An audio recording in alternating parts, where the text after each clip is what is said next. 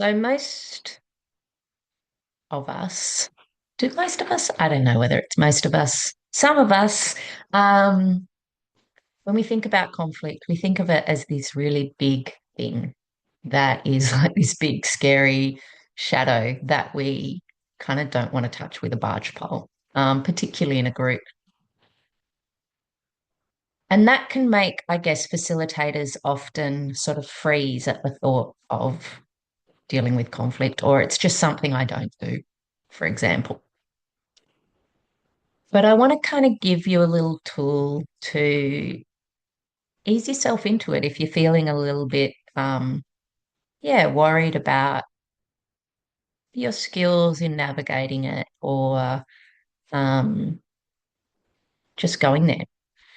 So rather than thinking about that you're responsible for fixing the conflict, right? Because that's part of the thing that we've sort of, particularly as facilitators, sometimes we can get caught in this risk. We feel like we have to fix the conflict. I certainly know I do. Um, rather than thinking about fixing it, just focus on maybe your job is to just notice it. Yeah. So, you know, when we're talking about working with conflict, often the biggest thing we can do is to catch it early. And you'll see I'm bang on about this over and over again, but it's easier said than done. But it's in some ways, but in others, it's just easier. So catching it when it's small is easier. So we talk about three different things, like just notice little niggles, little glitches. Just notice them. Attend to them thoughtfully. So, you can just bring the group's awareness to them. I often use words that don't have a judgment around them. So things like, oh, that was interesting.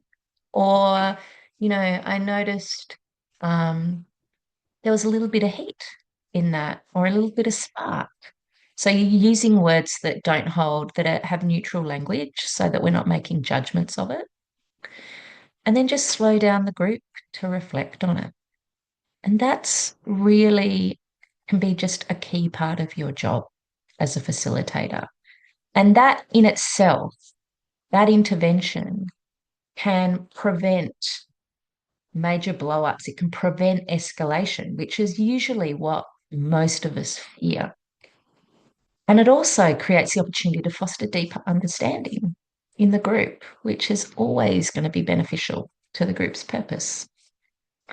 So, working with conflict, despite what we think often makes and does make groups safe, because if we can hold it with care, we're building our muscle, we're building our collective muscle to be curious with each other about things we don't know about.